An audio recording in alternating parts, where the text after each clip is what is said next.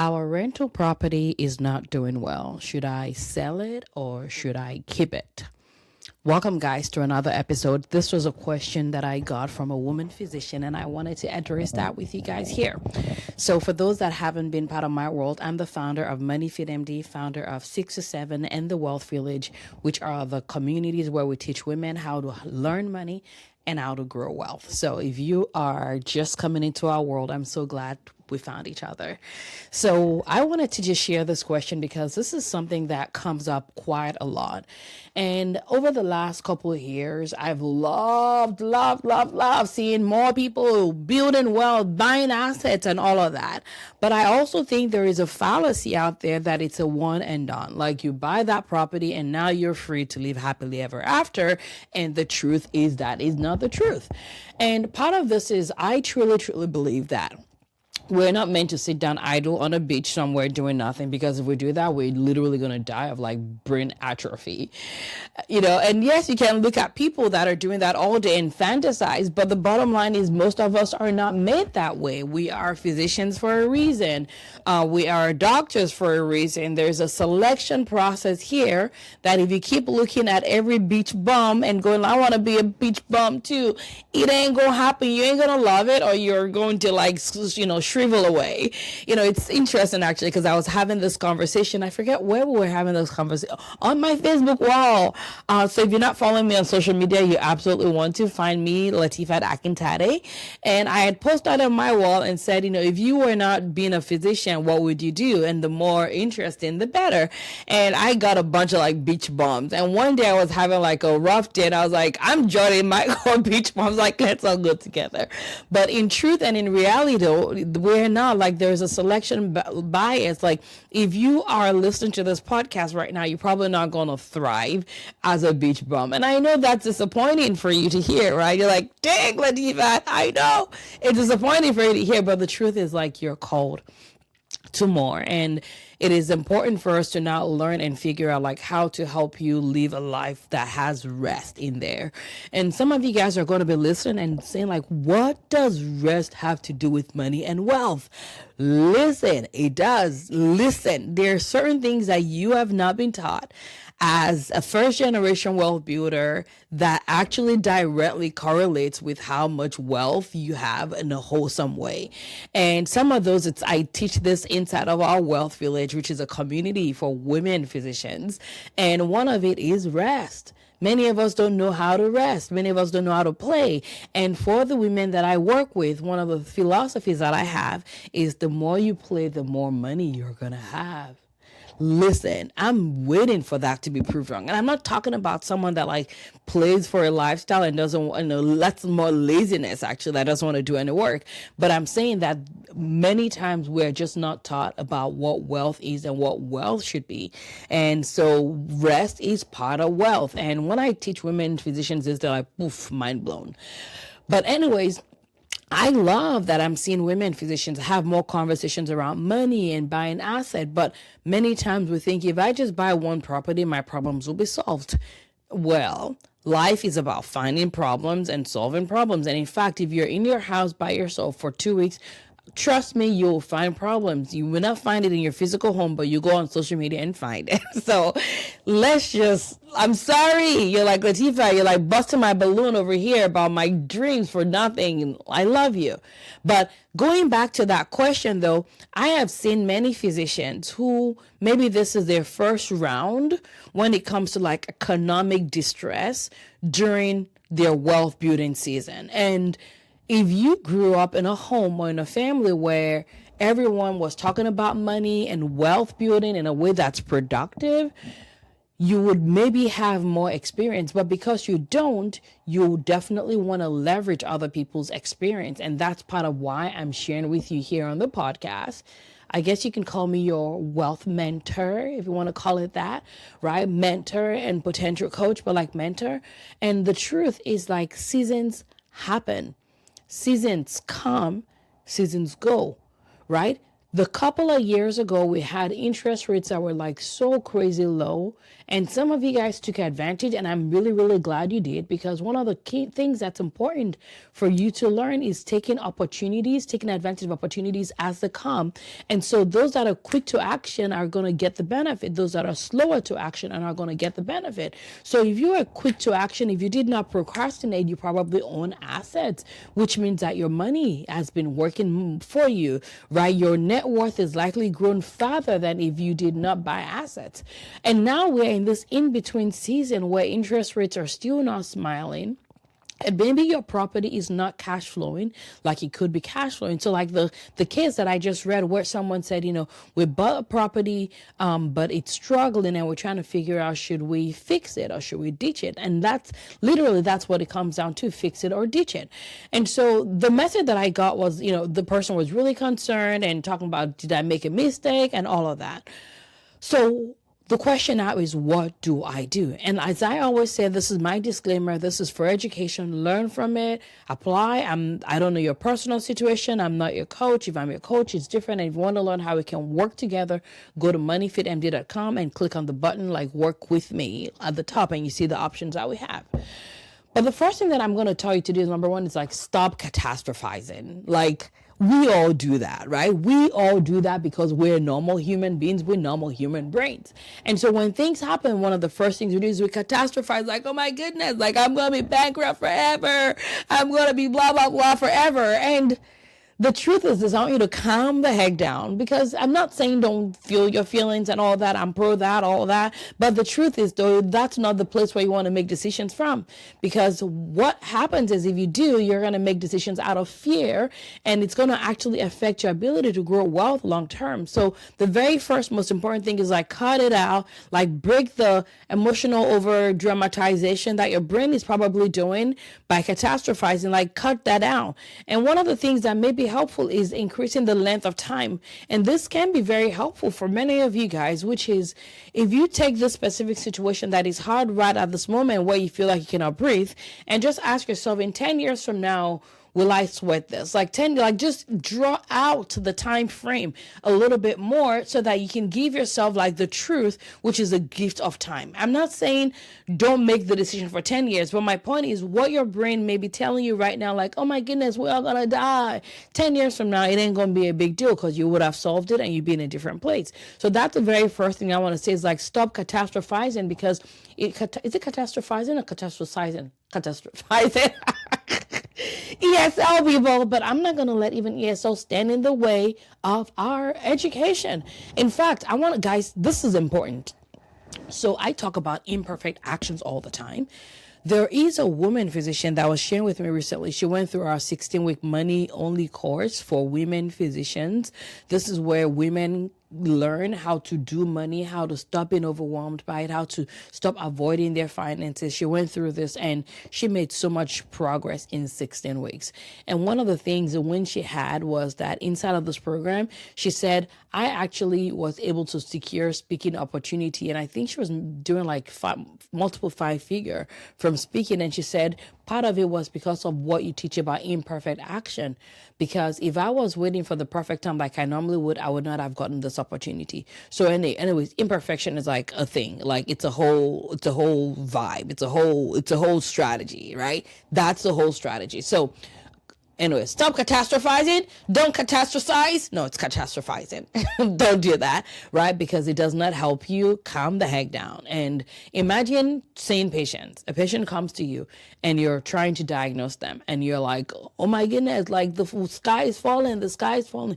You're not going to be able to make good decisions. I mean, it's one of the reasons why you are not recommended to be your family member's primary care doctor or GI doctor or cardiologist or neurosurgeon, because your brain is more likely to go into hyperdrive and you're not going to be able to think well. So number one is stop catastrophizing. Just calm the heck down. Ain't nobody going to die because your real estate is suffering. Like, calm down.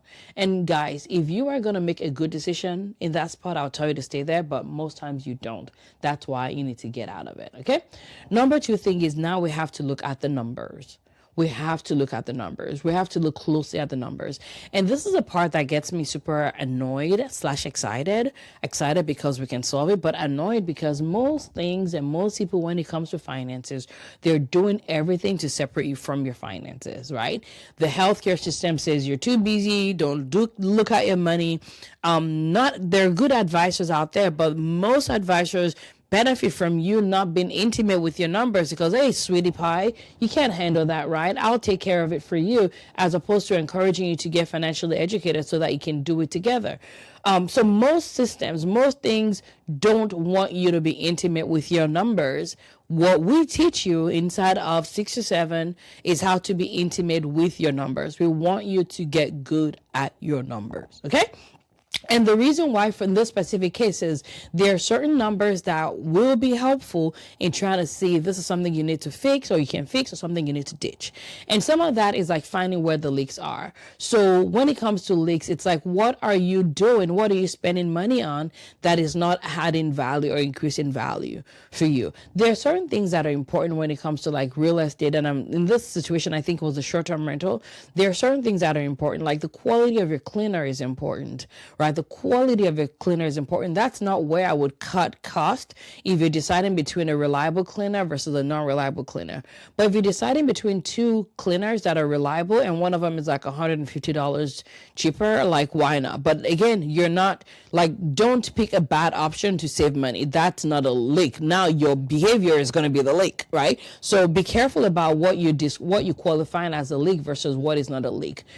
The other question I would ask is like, how can you do things like increase occupancy rate? So there are certain things that people will do. Like, for example, you can go to the platforms like Airbnb, refresh it, like make some edit. That can be helpful in terms of like prompting the system to prioritize you a little bit. And we've seen some changes, some positive changes when we've done things like that. It may require you to like post on multiple platforms, right? So maybe you're on Airbnb. Are you on booking.com? Or do you have your own personal landing page or personal website?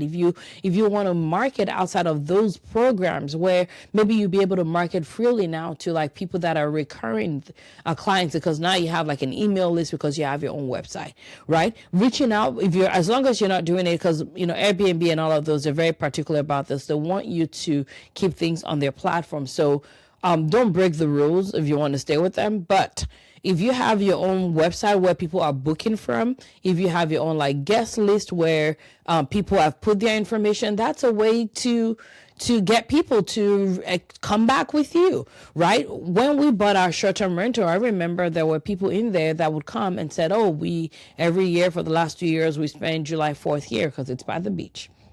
Right? So the question is, what can you do specifically to increase the occupancy rate? There are other things you can do. For example, who are your ideal clients? And yes, this is business too. It's business. Who are your ideal clients and how can you market more to them? So for example, maybe in a regional market that's close to a university, the university staff members, maybe your ideal clients. So how can you market to them more? Some people do Facebook ads. Be careful about that one because it can, sometimes you can spend a lot of money and you may not get any benefit from it. Are you using a property manager, and is it possible to manage yourself to decrease costs, or vice versa? Like one of my, someone that I mentored when it came to like doing her real estate growth, she found out that actually having a property manager that lived on site increased her occupancy rate significantly, where she went from being cash flow negative to now being very, very cash flow positive. And remember, cash flow positive. Remember, interest rates are one of the variables, but it's not the only variable. So for her, interest rates did not change. They did not go down. They were still up. But now, because of a change in the team that has increased her occupancy rate, she's been able to increase the positive outcome from this property. The other one as well that people don't think about is one of the biggest costs with this properties is property taxes. Property taxes are I get it, but they're so annoying because many times they're like, Why did it go up? Like, how did it go up? And what many people don't realize is that you can actually go ahead and actually counter those. You can question them. And I have people that have been able to get lowering of their property taxes because they dared to say, can you justify why the change? And many times it was a mistake on the side of the property assessor, and they were able to reinstate things back to the point of like saving them like thousands of dollars a year, right? And then, so again, number one is don't catastrophize. Number two is look back at the numbers, like let it be a math issue. Like just like how can we increase the amount, especially if this is a property that you want to keep, like how can we increase the amount that it brings in significantly so that it makes it worth our while. Okay. And then the third part of it is this: is there any way we can pivot? And when I say pivot, many times when people are looking at properties, they're looking for the best case scenario, but it's also important to look for the worst case scenario. So if this is a property that you have that is a short-term rental, do you have an option of listing it as a mid-term rental? Do you have an option to like listing it as a long-term rental? Do you have an option of listing it as a student housing where you're renting it out maybe per room instead of like the whole unit? So I want you to ask yourself that question: how can you make this into increasing the cash flow of it? And keep in mind too, like many times when you buy a property, there's multiple benefits than just cash flow. There's cash flow, there's potential tax benefits, there's also like long-term wealth generation through equity creation. And so asking yourself those questions and being clear about the benefit that you're looking for, so that you can align what you're trying to do, the benefit with the action, right? Because you don't want to not align the benefit with the action or the decision that you're making. So these are the 3 points that I wanted to share. And then add one more extra bonus. The thing is this: the truth is that many times we wish that what got us here will get us to the next level. We wish that if we've made a decision, we don't ever have to make a decision again. But the truth is that that property that you bought that was an asset, now we're here, it may not actually be an asset anymore. And it might never be an asset anymore. And if the case is looking like that, the question is that maybe it's okay to sell properties. Maybe it's okay to move to a different asset class. Maybe it's okay to do an exchange. Maybe it's a 1031 exchange of this property for another property that may fit better based on what your goals are. But the bottom line I want you to know is this: you are not trapped. You're not strapped. You're not trapped. You're not doomed. This is fixable. Everything is figure outable. We just have to ask questions and make decisions as a result of the question. And if you've defined that there's no way this can fly, this is not going to be an asset, it's a liability, then it may be time to ditch it. And that's okay as well. So I hope this has been helpful. Stop catastrophizing. Look at the numbers. Can you make it work in the short term by increasing the things that we talked about, including cash flow, by remembering the benefit? And then number 4, but last but not the least, is maybe this is now becoming a liability and not an asset. And it's not a question of if you're going to make mistakes. It's a question of like when. It's not a question of like whether you're ever going to get a negative outcome from buying property. The question is a matter of when. And so right now you are in the trenches. The seasons are hard. It is hot out there in the world. But the truth is this: you've got this. I'm going to repeat that one more time. You got this. Just know that I'm rooting for you. And I hope you're taking something out. And my question for you is like, if you take only one thing away from this episode and you apply that one thing, what would it be?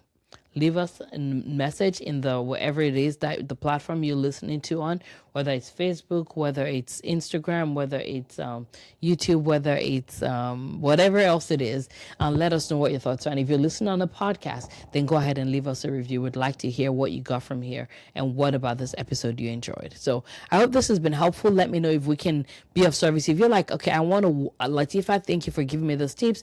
I don't have all the time in the world. I would love the support to be able to walk along so you can show me how I can actually execute on this, so you can give me the accountability that I need so that I don't snooze or snooze and lose or snooze and lose. If those are things that you want, then that means that you could benefit from having a mentor and a coach. And we do that inside of our Wealth Village. All you have to do is go to moneyfitempty.com /Wealth Village. Look at the information, fill out the form, and we'll be in touch with you. All right. Thank you very much. Have a great rest of the day, and I'll see you in the next episode. Oh, by the way, if this has been helpful for you, don't forget to share with at least one more physician that could benefit. Love you guys.